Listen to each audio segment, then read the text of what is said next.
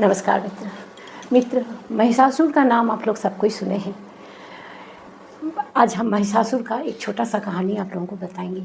महिषासुर एक शक्तिशाली राक्षस था जिसने कठिन तपस्या करके भगवान ब्रह्मा को प्रसन्न किए थे। उनके तपस्या से प्रसन्न होकर ब्रह्मा जी ने उसे वरदान दिया था कि उसे किसी भी देवता या मनुष्य द्वारा नहीं मारा जा सकेगा।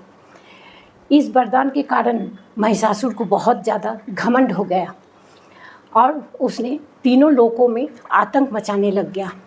महिषासुर ने स्वर्ग पर आक्रमण किया और सभी देवता को पराजित कर दिया।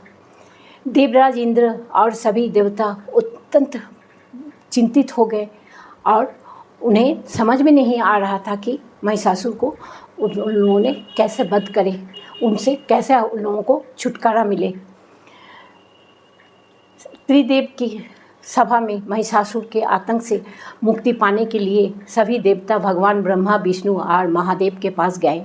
उन्होंने महिषासुर का अत्याचार के बारे में सभी कुछ उन लोगों से बताए और उन लोगों से मदद मांगने लगे।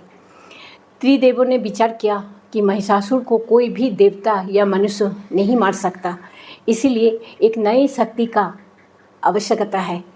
इस समाधान के लिए सभी देवताओं ने अपनी अपनी शक्तियों का संचार किया, जिससे एक दिव्य शक्ति का जन्म हुआ, माँ दुर्गा। जब सभी देवताओं ने अपनी शक्तियों का एकत्रीकरण किया तब एक अद्भुत और तेजस्वी देवी का प्रकट हुआ। माँ दुर्गा का रूप अत्यंत भव्य और शक्तिशाली था। उनकी 10 भुजाओं में विभिन्न अस्त्र शस्त्र से, जैसे भगवान विष्णु का चक्र, भगवान शिव का त्रिशूल, इंद्र का वज्र और वरुण का शंख। माँ दुर्गा ने अपने वाहन के रूप में सिंह को चुना, जो अपने साहस और शक्ति था प्रतीक था।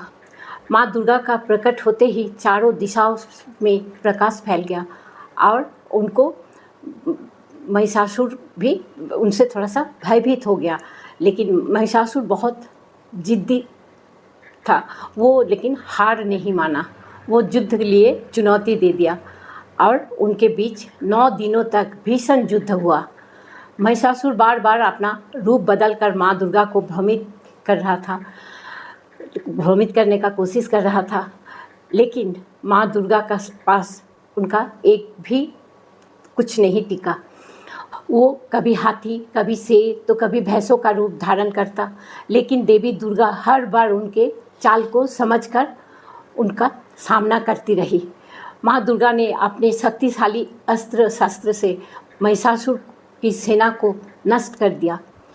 युद्ध के 9वें दिन महिषासुर ने भैंस का विशाल रूप धारण किया। माँ दुर्गा ने अपनी प्रचंड शक्ति का प्रयोग करते हुए अपने त्रिशूल से उसका वध कर दिया। महिषासुर का वध होते ही तीनों लोकों में शांति लौट आई।